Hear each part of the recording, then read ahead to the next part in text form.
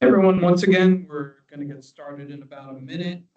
Just as a reminder, we are meeting with individual members within the CRTPO region, both this year and next year. We have already met with members to talk about various Safe Streets and Roads for All programs that they're going through, whether it be implementation or a safety action plan.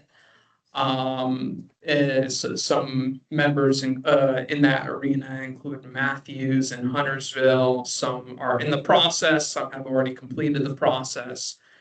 But also, we're interested in meeting with any of the other municipalities within the region or counties to talk about what their plans are and whether they want to start their own Safe Streets and Roads for All vehicle to look at implementing safety improvements at their local level, or if you just want to inform the process that we have at hand. Also, another thing, and I'm doing these bullets out of order, but the first bullet mentions a training course for a crash data dashboard. We are partnering with a vendor called Cidian. They are currently processing crash data from NCDOT using language learning models. So it's a neat tool that uses artificial intelligence to get down to the level of where a crash is occurring based on the police narrative, even down to the lane.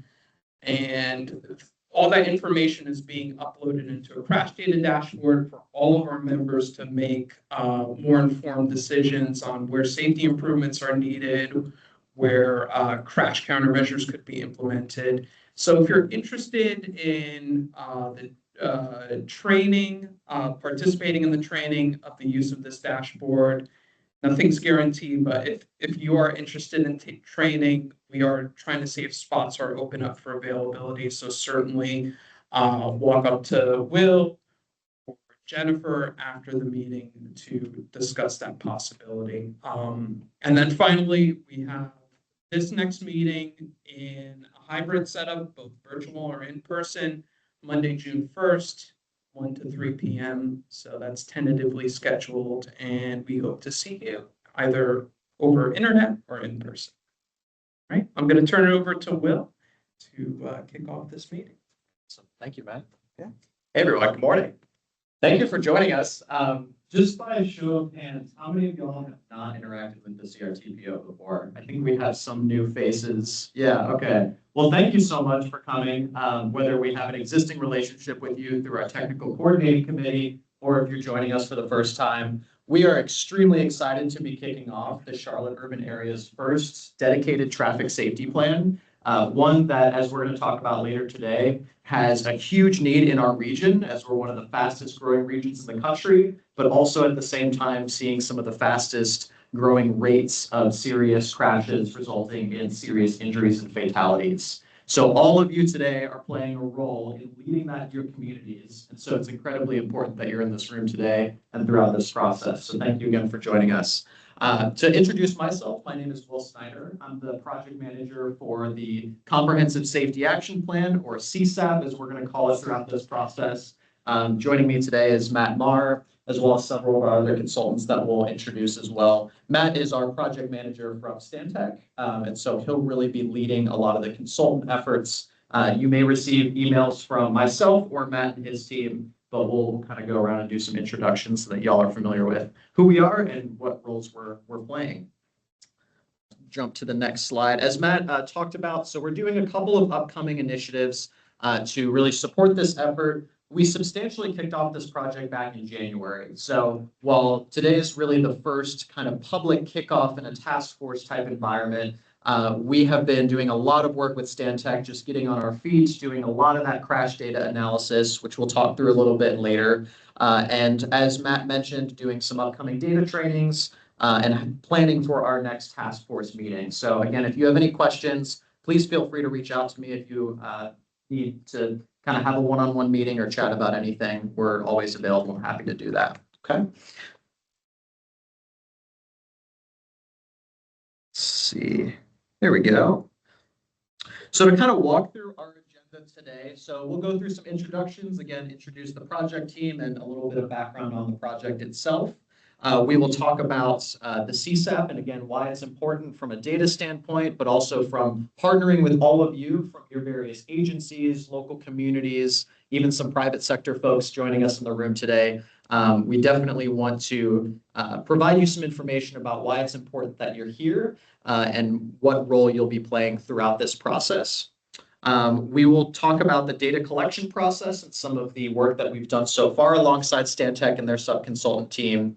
Specifically talk about some of the outcomes of that. So within the high injury network, our mapping tool to actually identify and rank some of those crash locations, what's going to be most important to our region in terms of how we rank crashes and how we address the data that we're finding on our roadways.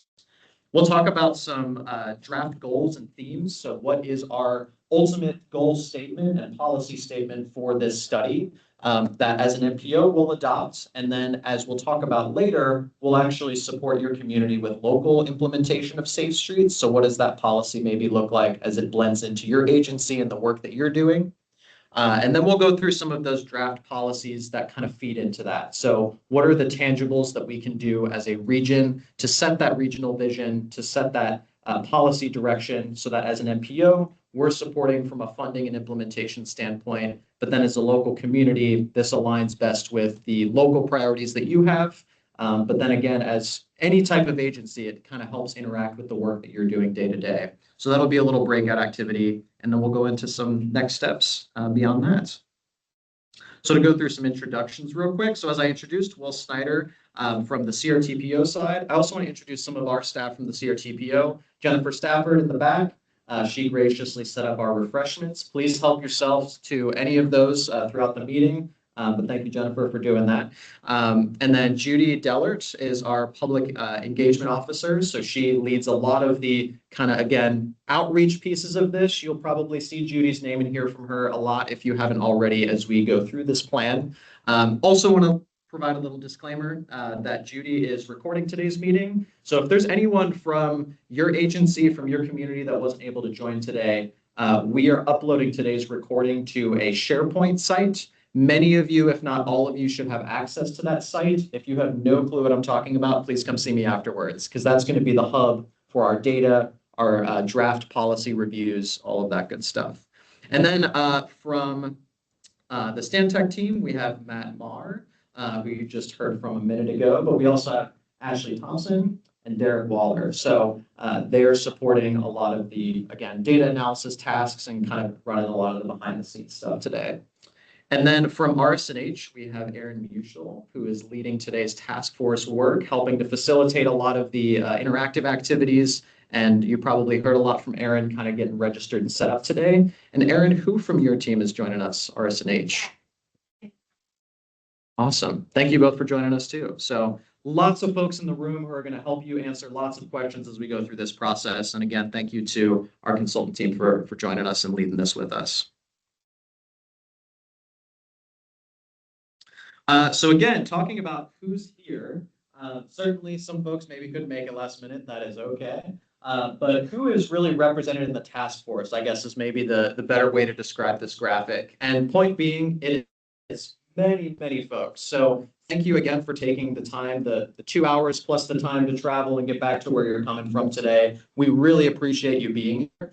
And I just want to really appreciate that this isn't just our member jurisdictions. This is, again, folks that are supporting us in all sorts of mobility.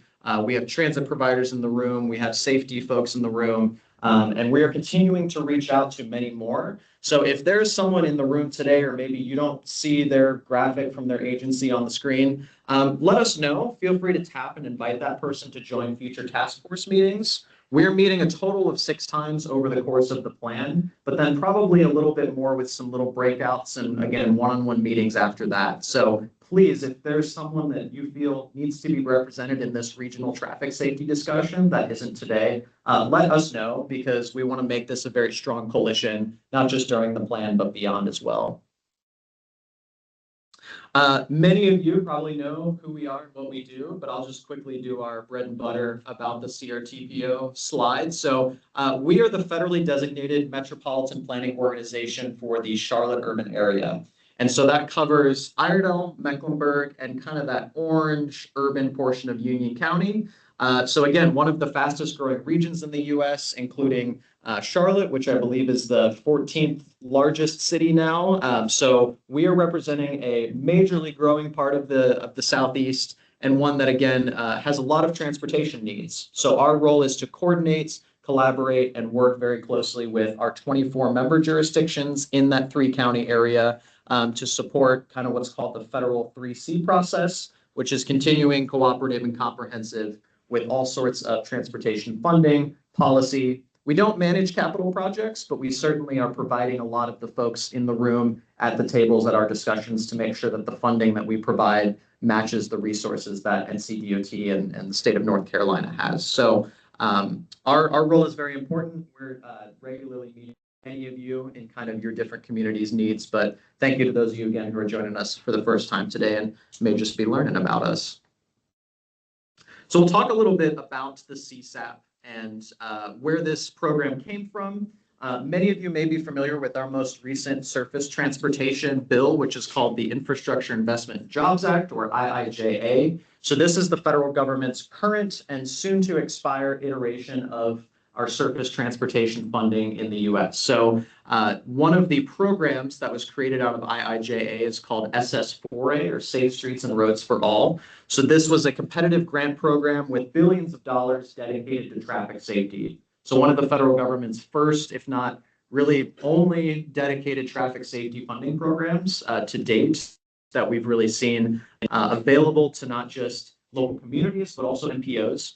And so in speaking to our member jurisdictions and learning a lot about the local interests and efforts taking place in the traffic safety space, we applied for SS4A and were successfully awarded about $3 million from this grant program, in addition to another $500,000 from NCDOT's traffic safety unit.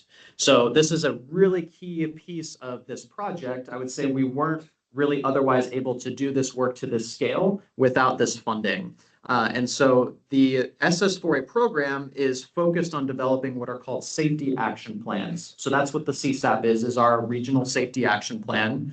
And so the goals of that are to understand community safety issues. So we'll be going through a data analysis exercise, conducting community engagement, and working very closely with you all on what your community's needs are. Really then improving safety by reducing and eliminating those fatal and serious injury crashes. So those are through a range of countermeasures, whether they're physical redesign of a roadway, some interim redesigns, but also looking at, again, policy and programming and things that really can meet travelers where they are, whether you're choosing to drive, walk, bike, take transit. If you're a disabled road user, all ranges of users should be accommodated with traffic safety in mind. And so when we apply the safe system approach, which we'll cover a little bit later, that's kind of the principle that helps set us up for some of those countermeasures. So we are looking at those specific locations, fed from our data analysis process, but also fed from some of our community engagement that we'll be doing, and really led by this task force here. So you are all the technical leaders, technical experts in your field. We want to be sure that this meets you where you are. So we're not just trying to be top down with this planning process, and SS4A is big on that. So creating a leadership structure where there is buy-in, there is a group that is leading this effort. It's not just a consultant and the MPO telling you what to do. We want for you all to be right with us every step of the way as we're developing this. Again, I covered some of this. So we were awarded a very large amount of funding from the SS4A program and NCDOT. And that's it. We're done. No clue what just happened. There it goes. Okay, fell asleep. How's the mic? Okay, the mic's back. I'm just going to tap the screen every so often. Maybe that won't happen again. To do that too. Yeah. Let's see. What? Yeah. Oh, cool. Okay, awesome. All right. We came right back. That was good.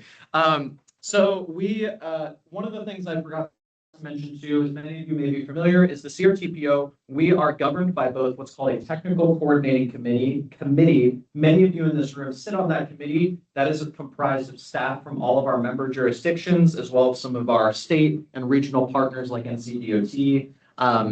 We work with the TCC to provide policy recommendations, funding recommendations. The TCC packages those and makes those recommendations for adoption and action to our board. So what's important is our board, our communities that we represent, supported us in this effort. So in many ways, we have a charge from our board to make sure that we are doing right by this grant and really effectively using this to support our communities. And so we had a nice big celebration of those funds. And so we're moving right along. So to talk about the safe system approach, Matt, remind me, am I covering this one or we're switching up? Yeah. Okay, perfect. Yeah, hand it off to Matt. So again, thank you all for being here. And Matt is going to get into some of the safe system approach and crash data. Thanks, Will. Pleasure to be able to lead this effort from the consultant side of things. Traffic and transportation safety is a passion of mine because what could be more important than saving lives, right? And so when I joined the profession with Stantec about 18 years ago, the safe system approach was more so popular overseas in various countries in Europe. And that's something that the US has slowly adopted and more to full fruition with the implementation of the Safe Streets and Roads for All program. So the old paradigm, the old way of thinking, as a traffic engineer, as myself, we would collect crash data, and it would be a very reactive process instead of a proactive process, which is what's shown on the screen. We would read those tea leaves of the crash reports that we would gather, and then come up with a crash countermeasure to respond to those issues. So the safe system approach expands on that safe roads aspect that was already in place in the US and adds 4 additional aspects: safe road users, safe vehicles, post-crash care, and safe speeds, with the idea is that safety is proactive, responsibility is shared, humans are vulnerable, humans make mistakes, and redundancy is critical. I think the 2 most important points here is death and serious injury is always preventable, is unacceptable. And that's why the goal that most of these safety action plans have in mind is to reach a target of 0 fatalities and serious injuries. It's a very heavy lift, and it's something that we want to focus a lot of our energy on. And we'll need all of your help. We'll need the help of every single member jurisdiction to get to that goal. So what we have in mind with this comprehensive safety action plan is what we're doing right now, making connections between planners, engineers, stakeholders, and the public. We have a breakout activity later on, so we've tried to pair people off to get that interdisciplinary discussion going, and we'll continue to as the study progresses. We also are identifying areas of focus regarding the crash data that we've collected so far, not only location-based, but what is happening systemically across the roadway network that are common contributing factors. Could be micromobility traffic or 0 vehicle households not getting their last mile connections in the region of bus stops and transit facilities. We're also taking a survey of best policy practices, and that breakout session that we have later is going to be discussing those practices. I'm also excited for the road safety audits to be taking place about this time next year. We're going to be walking high crash corridors, and there's something that's to be gained for actually being in the field. And then we're going to propose location-specific and region-wide fixes crash countermeasures, toolkits, policies. There's going to be responsibilities assigned. It's not going to be only CRTPO's skin in the game. It's going to be everyone working together from NCDOT to every single municipality within the region. And we're looking to arm you with this regional crash data dashboard that's flowing from this plan, as well as each municipal member and county member getting a local safety action plan, and one that we'll be creating if they are not already in the process of doing so. So this is the project schedule. There's a lot to be done in a little time, but we have the end goal of having the final comprehensive safety action plan ready by April 2028. There's many different deliverables along that target. So we're here at the beginning of April. We've just completed the data prep. And next, we're going to do a high injury network analysis showing where those high crash corridors are, and then a systemic review following that. And our sub-consultants, we were very intentional with how we picked them, especially they're paired up with their areas of expertise, both RSNH and Cambridge systematics. So they have an even spread of effort to really help us accomplish this goal. I should also mention that there are two separate contracts that CRTPO is employing under this Unified Safety is Everyone's Business project. So I myself from Stantec am leading the data plan and development project, and we're going to be interfacing with you, all of you, or our audience, our Transportation Safety Task Force. We need an audience that is technical in nature, from a planning, engineering, and administration side, that will tell us how to get these projects constructed, what hasn't worked locally and what has worked locally. CRTPO separate contract is called Public Outreach Activities Project, that is being led by Bow Stern, and their audience is going to be a resident advisory group in addition to the overall public within the region, so all your constituents.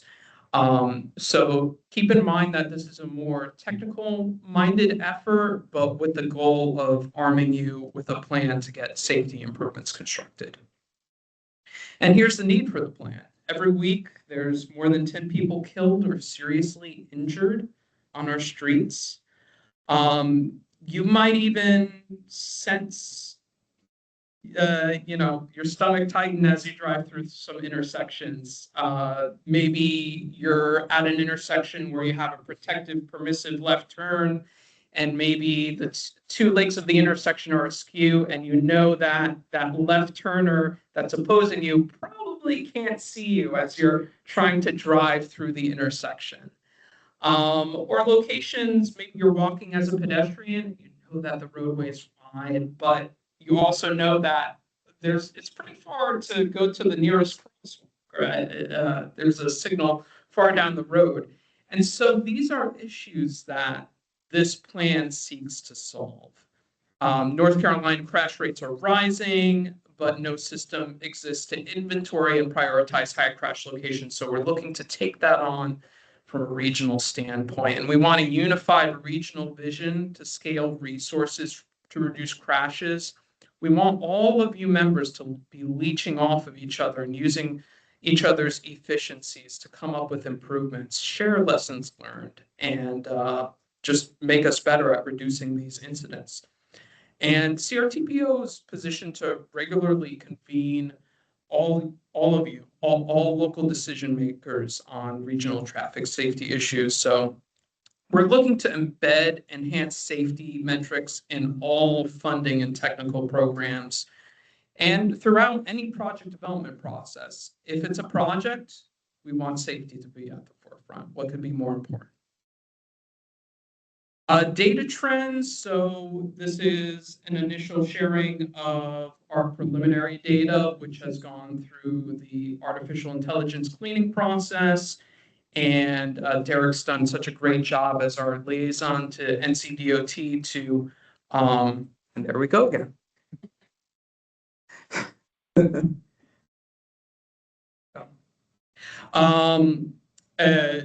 Such a great job as our liaison to pull that crash data from a region-wide standpoint. As you can see, we've collected a lot of crash data, 250,000 crashes roughly over the past 5 years, and then a little more than 1% of them resulting in a fatal or serious injury.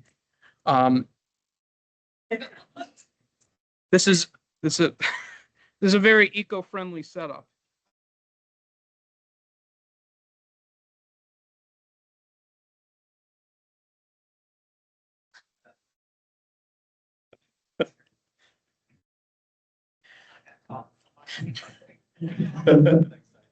Not a problem. Okay, we already back.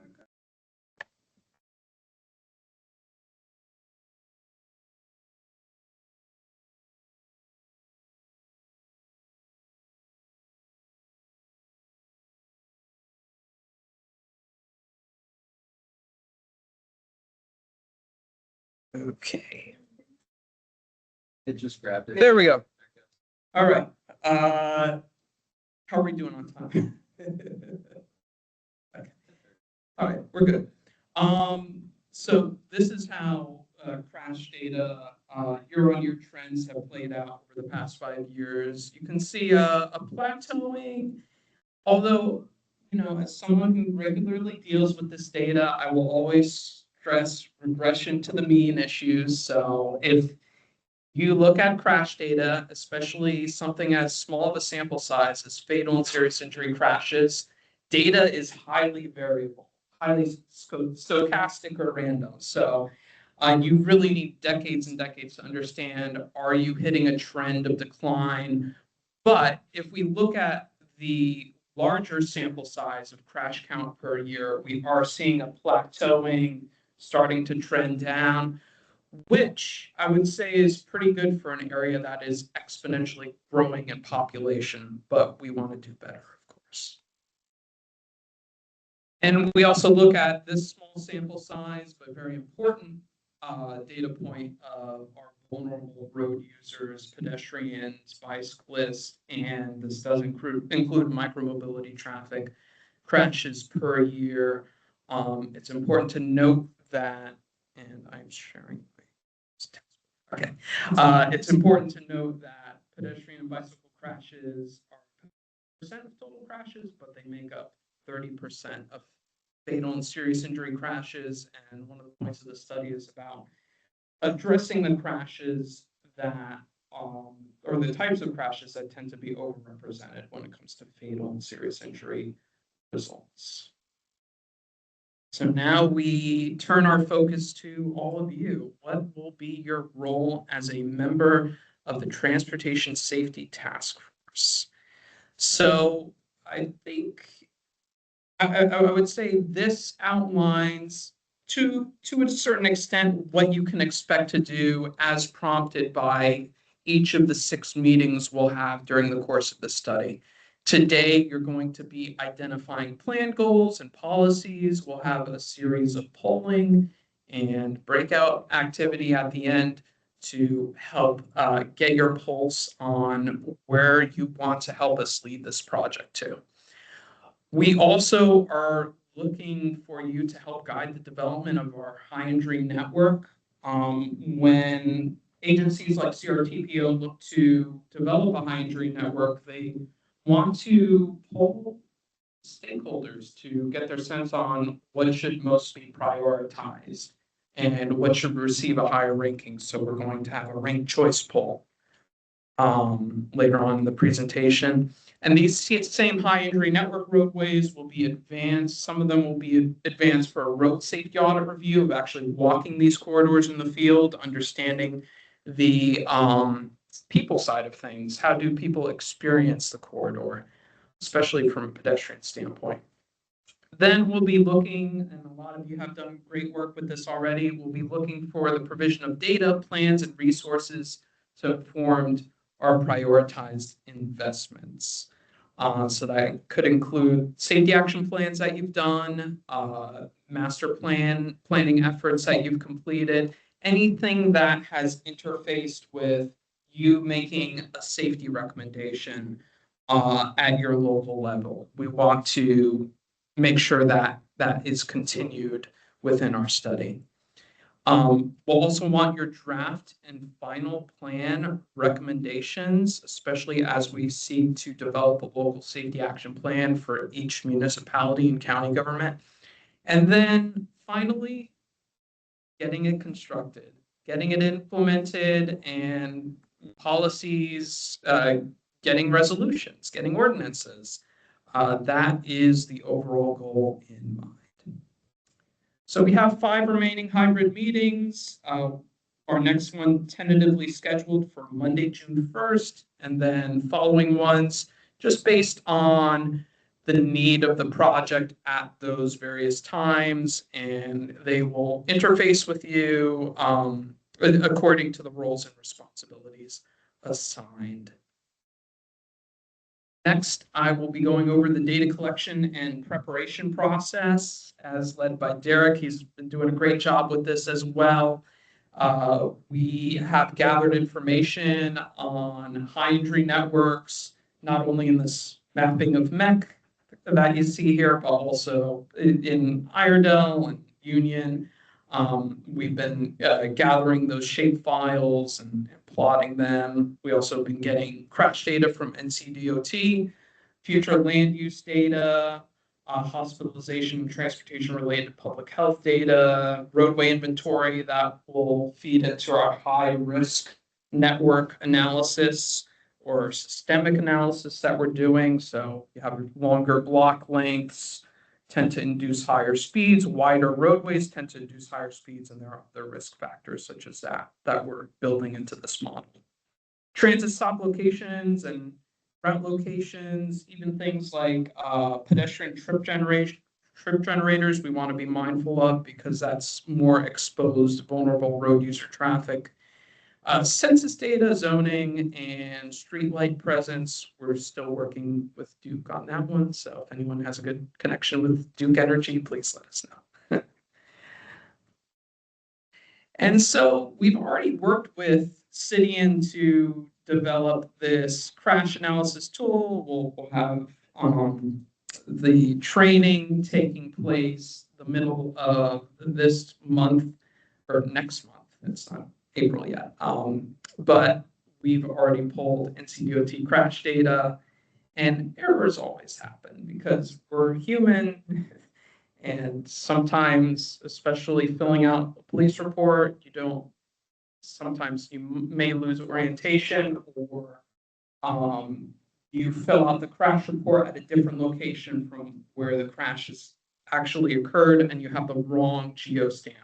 So we go into those police narratives and we have this model read for keywords like middle lane or crash type, which might in fact be in conflict with the crash type listed as the crash attribute on the report.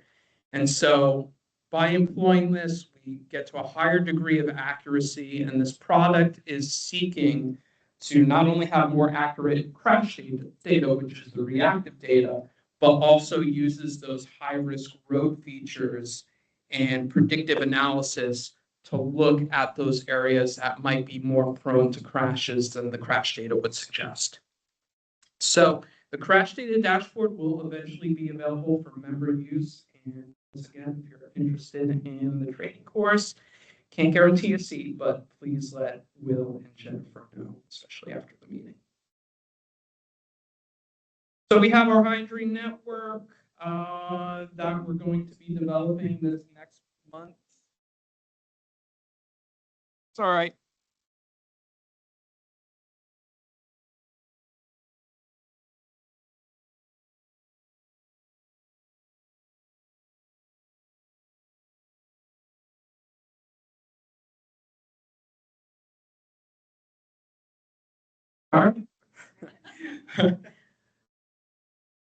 Conserving energy seconds at a time. So Hydri Network, we want your input on this. This is very timely because actually.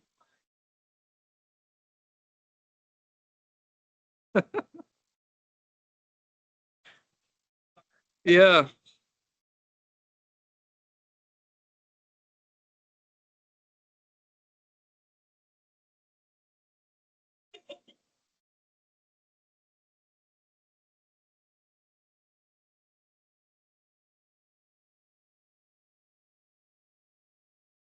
All right. Okay. Third time's it? No.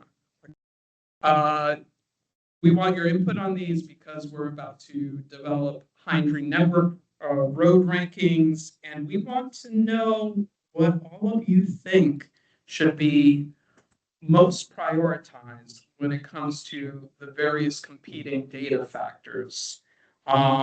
Should we more so prioritize crash scores? Just look at the crash data, and by scoring, I mean fatal and serious injury crashes would receive a higher priority than property damage only crashes. So we'd be targeting those locations of severe crashes. Or understanding that crash data is highly variable, do we want to look at high risk roadway features, things like functional classification, posted speed, number of lanes? Or do we want to take a look at demographic data, those areas within the CRTPO region that have received historical disinvestment? Do we want to prioritize those communities? Or do we want to take a look at public input survey data? And we have other things like vulnerable road user crashes, land use considerations. So I'm going to pause here. If I was about to make the joke that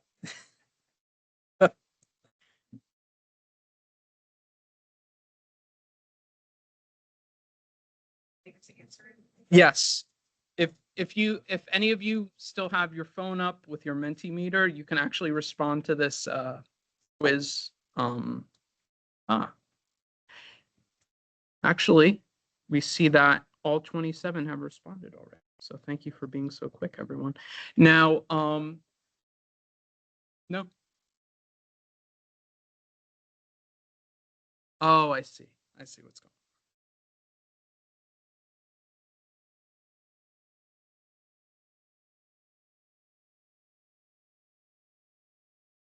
I don't know if I'm triggering something.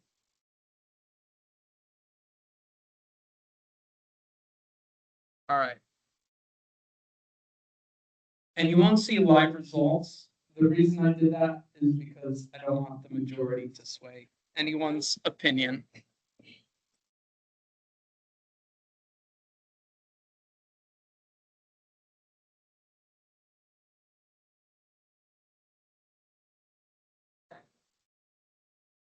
Much worse.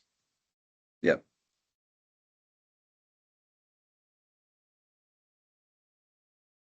Poll is up.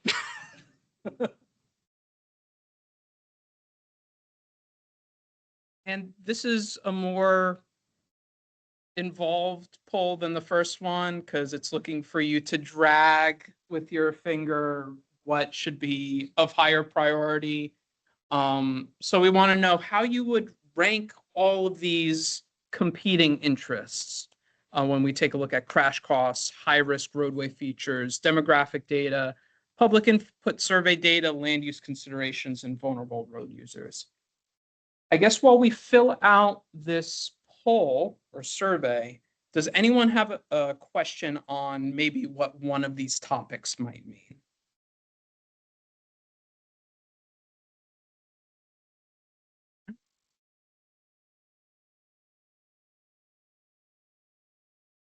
And that, just so I understand as well, but to be clear, like, we're not gonna choose only one of these, right? Like, it's gonna be a mixture of probably all of them. That's why you had percentages in the question mark. Correct.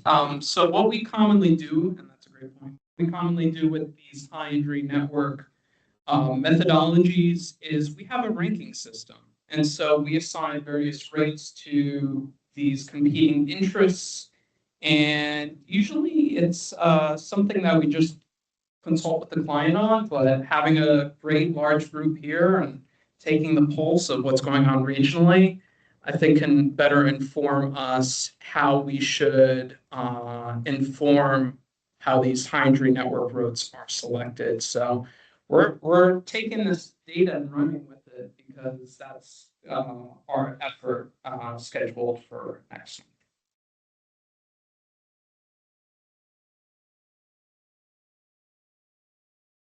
Even want to lean on this thing. I will pull up the results. All right. Thanks for voting, everyone. As we can see, high risk roadway features ranks to the top of the list. Crash cost follows, and vulnerable road users in third. So thank you to everyone for your input. And because of this, you will have had a part in the selection of the high injury network roadways that will eventually be advanced for road safety audit review. And we will preview our high injury network map and just a sampling of our roadways, which we've called in our scope to be the top 100. We're doing a profile on 100 roadway segments within the CRTPO region. So we're just going to be previewing what that looks like at our next meeting, which is hybrid. So you can attend both in person and virtually at the beginning of June. All right, next we have our draft goal. And I'm going to touch on the first part of this. Aaron's going to go into the themes, but just an example of a typical goal.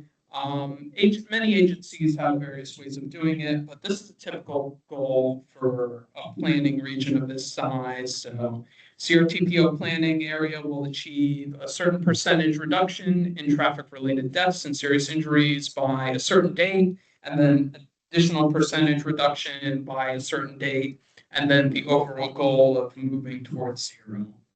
So much like the rest of this study, we want shared responsibility. And so we want your input on the goal. And there's many different ways to slice this. And so we wanted your thoughts on what this goal could look like. So I'm going to be bringing up a poll once again. The text is a little small, so I'll go through each of these options. What should we consider when it comes to goal setting? So should it be like on that previous slide where we have tiers with multiple horizon years to get to zero? Should we, at the end of zero, sorry about that. Should we allow each member to set their own goals? So should, I guess, for example, should Matthews have their own goal? And should Waxhaw have their own goal? All individually set to reach zero. Should we set different goals for each roadway jurisdiction? That would once again put responsibility back on a member for assigning to their own city or town roadways what goal they want to hit, and then have NCDOT control what occurs on their roadways. Or do we just want to keep it simple, 1 year to hit zero region-wide, just across the board? So interested to know what Will and I have a lot of interest to see how people feel about this particular one, because we want to know if you are interested in the collaborative effort rolling up into one region-wide goal, or if you want to have a little more control over that metric. So looks like most of us have responded, so I'll flip forward, and we have tiers with multiple horizons to get to zero. And it looks like there wants to be a good deal of control if you look at the spread of options, distinguishing by either jurisdiction or within the purview of each member to set their own goal. So thanks for contributing. We'll move to Aaron, who will carry us through our upcoming breakout. Okay, thank you. Yeah, so we'll talk a little bit more about this in a second when we were doing the policy review, but we came up with these 5 themes to kind of set the framework for the plan. But they came about from the review of all the policies that we did from various sources. So this is where we landed, and we're happy to take feedback or input on the wording for some of these, but to help you understand how we got here. But the 5 themes, so working better together, so that's going to involve partnerships, collaboration, data sharing. The second is empowering the public, so policies that are related to education, outreach, transparency. The third, safety project delivery, talking about funding, infrastructure and design, then instituting safer policies. This is at the change level, legislative, policy, and procedural. And then the last category or theme that we came up with was putting best practices into action, because we saw a lot of policies that pointed to work that's already been done or guidance that's already available in the field. So Vision Zero, safe systems, complete streets, NCDOT safety plans. So that kind of rounded out the 5 themes. And again, we kind of landed at those from this deeper policy review dive that we did. Okay. So just a little background on the policy review. So we were scoped to look at 10 different plans, and how we kind of landed on those was obviously we wanted some geographic distribution, but we were kind of strategic about making sure not to go too far west, just because there was thoughts and ideas about the similarities and approaches and whether that would be relevant. So, but we did do a mix of MPO region plans and local government plans. We, as a consultant team, through our experiences and our work to date, and then we also looked at the Vision Zero network guidance to see places that were pointed out, as best practices. We kind of landed on this grouping of plans that were reviewed. And so in this review, we started with literally documenting every single policy and every plan. So there was over 300 policies that came out of these plans. And then we looked to see, I guess there was over 300 unique policies, but then there were some policies that were the same or similar. And so we started seeing those groupings. And again, that kind of helped us develop those 5 themes that we landed on that we talked about earlier. But then we tried to take those policies and consolidate them by making them as general as possible to get started, keeping them really high level, and grouping them by theme. So again, as Matt and Will have kind of said, the goal for this is that we want to make sure that these policies, that you guys take ownership of them. We don't want every single policy to be something that only CRTPO is responsible for. And we don't want to put policies in the plans that you guys don't feel are feasible or realistic to achieve. So we're looking for input on what gets put into the final plan. So we're going to do a breakout activity. I'll explain it, and then we'll do some reporting out afterwards. But we're going to break up into themes, groups by theme. So we'll have 5 different groups. And again, we do want to make sure that the ultimate plan, we don't want to have a plan that has 300 policies in it, because we know that's going to be overwhelming and unmanageable for most people. And we want to be successful, and we want to be able to show progress, and we want people to be excited about it. So we want it to be manageable. So we're going to have each theme group focus on what do you think are the top 3 priority policies that we want to kind of carry forward into the plan. And so again, when you're thinking about that, we want you to think about 2 things primarily. Number 1, what is most important? What is the highest priority policy? But then also, again, what is feasible, realistic, manageable, that you think, if it's not you personally, but you think that is actually something that could be obtainable in the region. So kind of giving it those two lenses. We're going to have, what we've done is take those policies from the policy review. Again, we've done some modifications to make them relevant to this region.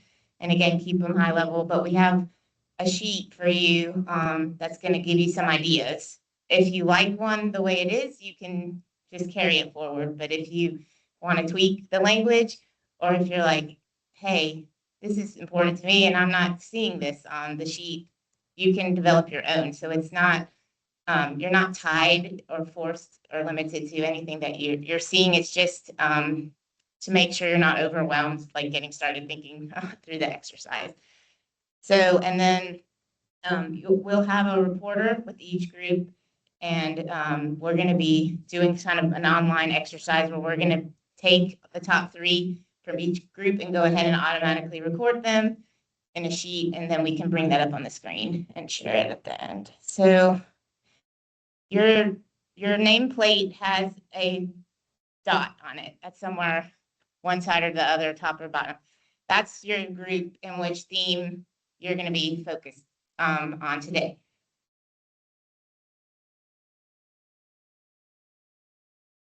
All right, everyone, we're going to start with the reporting back process. And generally, we're asking our group leaders to present what consensus drew them towards as far as the top 3 policies are concerned. We all did it in different ways. I did canvass each of my members asking their top 3 policies, and so letting democracy win out, I suppose. And so we had a great discussion, and it got me thinking, my expertise is transportation safety, but speaking of outreach, it was great to think of this particular policy as a C-click fix tool, which had the highest amount of votes amongst our group. So this policy is called Develop Tools and Programs that Make It Easy and Safe to Report Safety Issues and Complete Timely Review of Response to Concerns Reported. And so I think this takes it one step further than maybe a lot of the crash data dashboards that you're familiar with, where it's just used as more of an outreach tool. This is an ongoing assess, feedback, construct feedback loop, where it's a C-click fix type tool. That came from Ricky up there, and it's great to think about it like that, because it puts the burden on the owning jurisdiction to treat it like a pothole, where there's a ticket out there. Someone that may not necessarily have been involved in a crash noticed a near miss. It's what we call in the business as a leading indicator. We're trying to be proactive with this, get to the crash before it happens. And so they note that on the website, highlight that as a potential safety issue at an intersection, and someone reviews it to potentially implement a crash countermeasure at that same location. Obviously, the more C-click fix type website input that you receive at a location, the more attention it would receive from the owning jurisdiction. So that received our highest vote, followed closely by policy number 11, develop a public-facing safety website and crash data dashboard with speed and count data embedded therein, and establish an updated cadence. Good news is we're already setting up CRTPO to have that tool at their disposal, and of course its underlying members. But I suppose the idea behind this policy is to continue it forward beyond this led effort to make sure it is continually in place, because much like freedom, the price of safety will be continued vigilance. And then finally, I would say an annual Vision Zero report to round it out. There are a lot of great competing policies, but that would round out our third that really resonated with our group, especially with the fact that that annual report helps to provide accountability that the public sees the Vision Zero policies on CRTPOs or assigned jurisdictions punch list, and the public can actually say, hey, is this getting done? When's the next update? So yeah, those are our three policies. Next, I will hand it over to Team Red and Cassidy.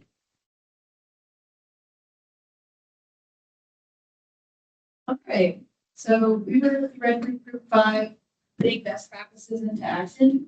So the way that we went through these, we had, I think, 4 or 5 pages of policies. So I gave them ample time to read through all of those. And then everybody kind of marked the ones they liked. We went through and we just tallied those up. So our first one that we came up with, and 5 people agree with that right off the bat. That's number 80, establish a permanent regional traffic safety committee and coalition.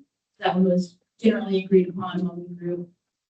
And then the second most popular one was adopt the CSAP and incorporate it into support and approval of decisions that occur at the community level. So we changed the language on that one just a little bit. At the end, approval of decisions that occur within member jurisdictions, just to make it a little bit more clear who would be the responsible party there, incorporating the CSAP policies and goals into member jurisdiction directives. And then the third one, there was actually a 3-way tie. So settled on changing the language for number 78, which was initially investigate and employ different methods and strategies to reduce speeding. The group kind of felt like that the speeding aspect is important, but there are also other contributing factors to crashes. So that one has the language to read, investigate and employ different methods and strategies to address the top factors contributing to severe and fatal crashes, such as speed, impairment, distracted driving, etc. Because we had some good input about there's some data out there about drunk driving and impaired driving and the way that can affect crashes, and that's related to speed, but it can't all be just cognizant of speed. So those are our top 3. Next we'll do Team Green. So, all right. So for partnerships, we have a short speed version. We have to go through 6 policies. So I'm sorry for everyone else on that. Keep it short. A technical program to discuss local safety needs to be reviewed for local safety projects. We identified that as being the most important in terms of collaborating partnerships and sharing data. Number 2, coordinating with appropriate road owners on analysis and to identify opportunities for quick build safety projects. And then last but not least, it was to build and strengthen partnerships with agencies, organizations, schools, private partners, with that shared decency. So those are. thanks, Derek. Next we'll go with Team Blue.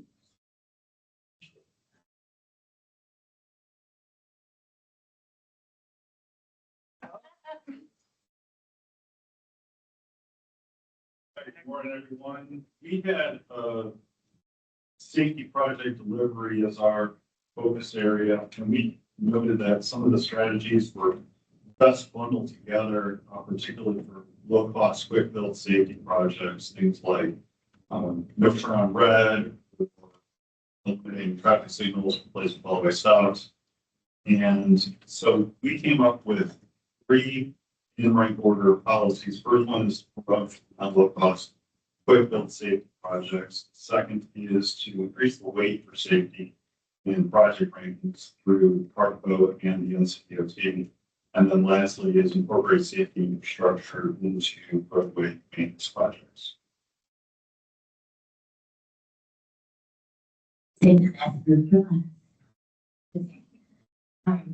Okay, so our group was instituting safer policies. We started with just, our group just kind of assessed them all together and had an open dialogue. And some of the policies we thought related to planning or maintenance of traffic might be too narrow for what we're trying to accomplish here. And then we also talked about how realistic or feasible would it be to make change at the state level for some of these topics. We kind of decided to focus more on what we thought was attainable on the region level. So we did some modifications, but we landed on the modified version of number 40, which was develop multimodal toolbox that identifies strategies for all community types to address safety concerns. So that make sure that there's tools for our defensive non-diverse our regions, so we have options for rural and more urban areas. Each tool is toolboxes addressing all of those needs. The second one was prioritize improvements around community destinations. So the current policy was focused on schools, parks, and libraries, but we thought that was a little bit too narrow. Because there's other places that we want to include, so we just went a little bit more general with that one. And then the last one was deploying pilot projects to educate the public and test what makes it work before making any major investments. And I think, so I'll just go ahead. So, because we talked a little bit, because some people in my group were very wise in pointing out, well, hey, we didn't really agree on the time frame yet with our goals. So what are we talking about when we're setting these policies? But I said that you're just a little bit ahead of the game, because at the next meeting, what we want to do is we're going to come back with these policies, and then we're going to take them to that next step. We just didn't have enough time to do that here today. But we'll look at the policies and figure out what makes sense near term, what makes sense long term. And I think Bjorn even pointed out I just picked an example policy of the low cost quick build. But then the next steps will be developing action items for any of those near term priorities to help create a little bit clearer path for how we would get there. And then again, assign those lead agencies and have some performance measures to help be able to make sure that we can measure progress towards achieving these over time. So we'll be, and then all of that will be consolidated into the toolkit that makes it into the final plan. But we'll be working on the activity together at the next meeting. So, and I think Matt.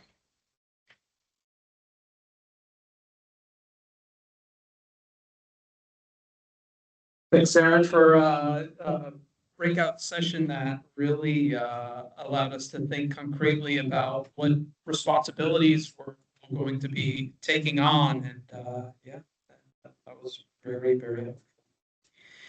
So in each of the bags that you've received, well, depending on how early you got here, we do have a pledge for you to sign.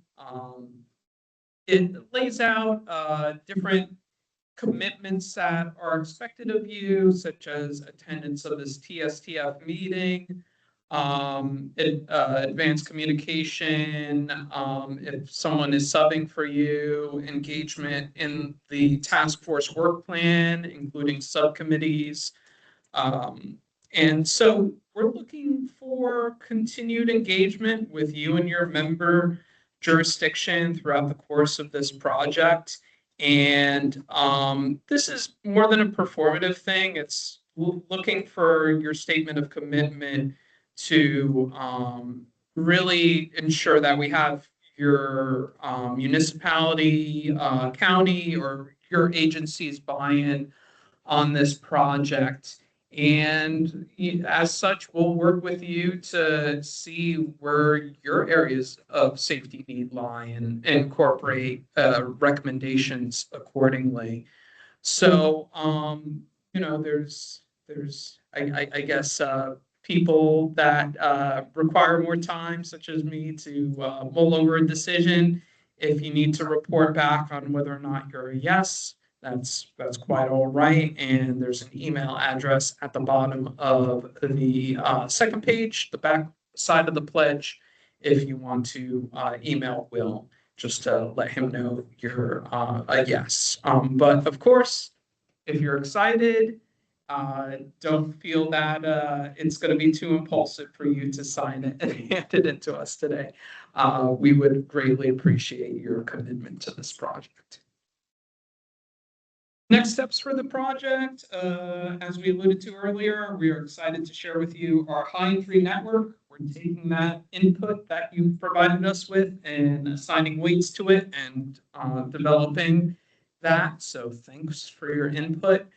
We once again do have exclusive training courses for our crash data dashboard. We're not sure if all the seats are going to be filled, but if you're interested, please let us know, especially if you commonly work with crash data and perform safety analyses, especially in the justification of crash countermeasure improvements, such as leading pedestrian intervals or curb extensions, anything else that gets constructed. And then finally, we're meeting with individual members both this year and next year. So if we have not met with you yet, please let us know if you're interested. Same email address that's at the bottom of the back of the commitment letter. We hope to see you at our next Transportation Safety Task Force meeting, number 2, either virtual or in person. Monday, June 1st, it's going to be afternoon, 1 p.m. to 3 p.m.